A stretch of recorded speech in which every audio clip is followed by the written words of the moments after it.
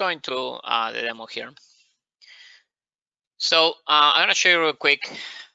So the first thing we do is we're gonna log into our FreshAddress portal.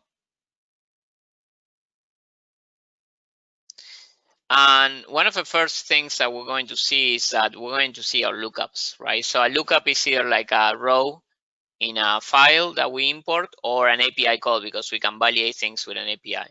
So every time you do an API call to validate an address or you run a file, it will count towards your lookups. The cool thing that I really like about this is that you can add lookups with your credit card. So you don't have to like reach out to somebody. It's a very self-service, account. So once you have your account set up, you can use it, and add lookups as you go. And it will alert you if you're running low on lookups. So the first thing that we'll do is we'll have a homepage that will show us our jobs, what things we're validating, things that may be in process or finished. And then we have our like past jobs that we can see as well at the bottom, right? But let's go into sending data. So you have different ways of sending data. Sending data, the way it works is that, let's talk through a manual process. So when we go into send data, we're going to choose our account.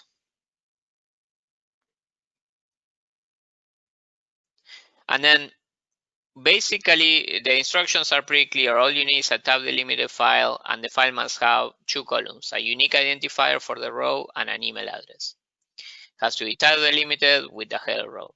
So we have an example here of what the file looks like, right? I have a few email addresses here. Some of them are somewhat valid, some of them are invalid, and whatnot.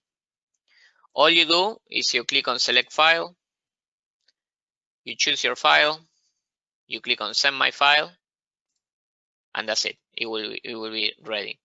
Obviously, in this case, it's showing duplicate because I already processed it. It tries to let me know that there is a file with the same name.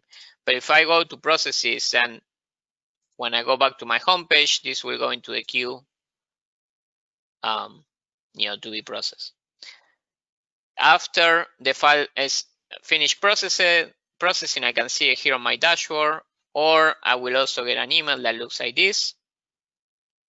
And I can actually look at the report in HTML format, or you can look at here in their dashboard after your job is finished. You can go into your project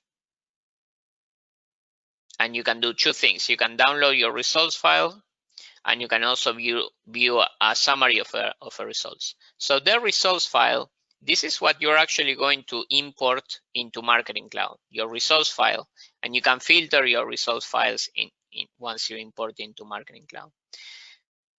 So let me show you how the results file looks like. It looks exactly very similar to the one you imported, except that it adds a few extra columns. The finding, if it's a warning or an exclusion, because you shouldn't send it. A comment, for example, this info@devsunited.com is a role account, so you shouldn't really email to that person. A comment code, and sometimes if it's a syntax that FreshAddress can fix, it will suggest the correct email. But if you want to know more details, this is a very small file for this testing, right? Imagine you having thousands of records, tens of thousands of records. It will be kind of tricky to see. But if you want to see a summary of your results, you can actually access your report, which you can access here. And you can see it will tell you a little more, what a summary of the findings, what are the different common codes that you have, warnings versus errors. What do they mean? If it's a W versus an error. And then it's a very thorough and complete explanation of what each of the statuses mean. So the first time you're running FreshAddress, you're gonna need to read this thoroughly because you need to get familiarized with the different statuses. But really, the 2 main statuses that you want to import into Marketing Cloud is here, like the V, which is a valid email address, but you should message cautiously because it's not 100% guaranteed that safe to send, or VS, which is 100% guaranteed that that address is safe to send. So if your result files has a V or a VS, you can send it. So what you will typically do is you will run this file for the first time, get the results and import the results that are only V or VS to Salesforce Marketing Cloud. If you already have people in your Salesforce Marketing Cloud account, you might want to unsubscribe the ones that are not V or VS. The second way of doing this process is through an FTP. So you can request FreshAddress to grant you access to their FTP account, and you will have two folders, input and output. In the input folder, you put the exact same file, and after the file ends up processing, you'll see it in the output folder. So with Automation Studio, you can create an automation that when the file gets dropped in the output folder, it gets picked up and imported into Marketing Cloud. So it will be a way to automate in this process. The third way of sending data to Marketing Cloud is through connecting Marketing Cloud to FreshAddress. So FreshAddress has a connector, you put your API credentials, and basically what you do is that once you connect your account, you can actually click here on this icon, and it will list all the lists and data extensions in your account. And then I will choose that extension, and then it will actually be the same process. Basically, it will allow me to run this file with data, and then I can get the results back, and then I will have to import the results back into Marketing Cloud.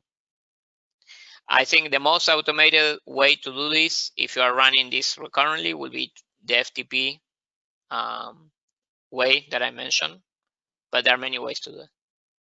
Now let's talk a little bit about real-time. So if you want to do real-time validation, you can get the API from an API URL from the settings, as you can see here. So you can go to settings, service, and you get your own real-time API.